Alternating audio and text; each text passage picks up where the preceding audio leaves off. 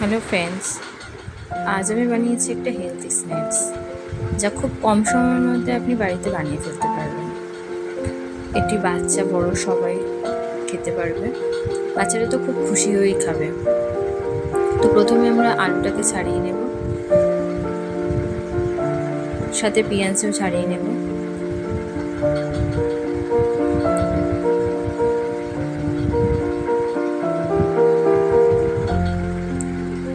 তারপর আলুগুলোকে আমরা মেশিনের সাহায্যে ঝিরিঝিরি করে কেটে ফেলব।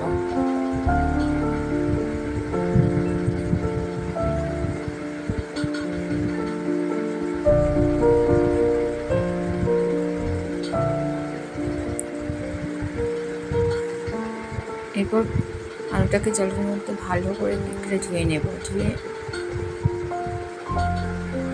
পেঁয়াজগুলোকেও কুচিয়ে ফেলবো একদম।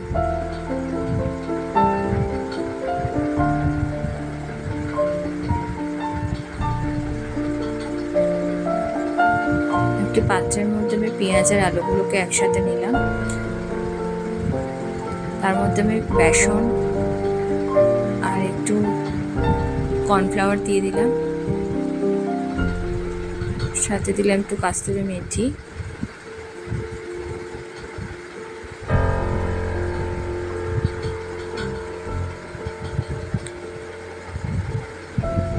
দিয়ে দিলাম স্বাদ মতো নুন, গোলমরিচের গুঁড়ো, একটু চিনি,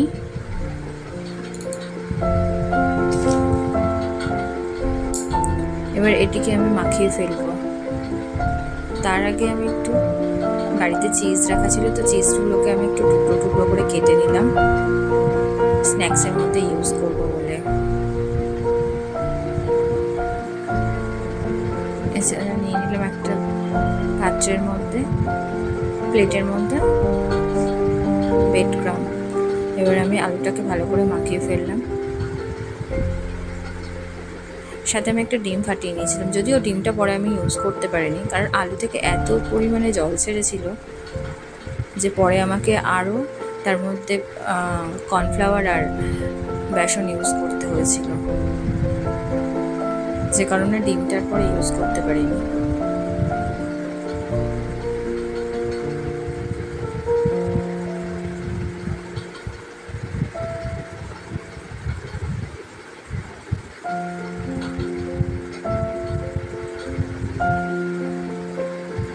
আলুটাকে ভালো করে মাখিয়ে নিচ্ছি।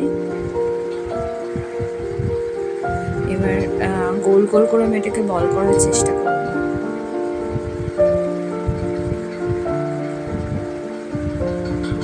আমি আরও কর্নফ্লাওয়ার অ্যাড করেছি, এত জল ছেড়েছিল আলুটার মধ্যে দিয়ে। আপনারা এর মধ্যে জল ইউজ করবেন না, আমি ভুল করে আগে জল ইউজ করে ফেলেছি। এর মধ্যে আমি এরপর আলুটাকে আমি গোল গোল করে রাউন্ড করে ওর মধ্যে একটা করে চিজের টুকরো দিয়ে ওটাকে ব্রেড ক্রাম্বের মধ্যে ডুবিয়ে ভালো করে রাউন্ড করে নিলাম, বল বানিয়ে নিয়েছি যেটাকে আমি।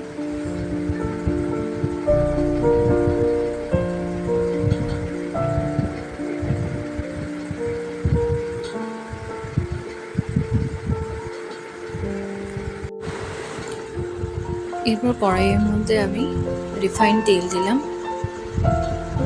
এবং আঁচটিকে একদম মিডিয়াম ফ্লেমে দিয়ে বলগুলোকে আমি ভেজে ফেলব। মিডিয়াম ফ্লেমে না রাখলে বলগুলো ভালো করে ফ্রাই হবে না, ডিপ ফ্রাই হবে না, ভিতর থেকে ভিতরে কাঁচা রয়ে যাবে।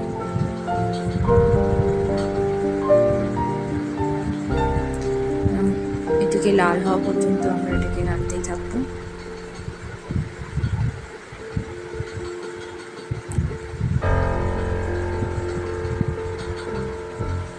বলগুলো রেড হয়ে গেছে, এবার আমি এটাকে নামিয়ে নেব। এটিকে আমি গ্রিন চাটনির সাথে সার্ভ করেছিলাম, যেটা আমি নিজে বাড়িতে বানিয়েছিলাম।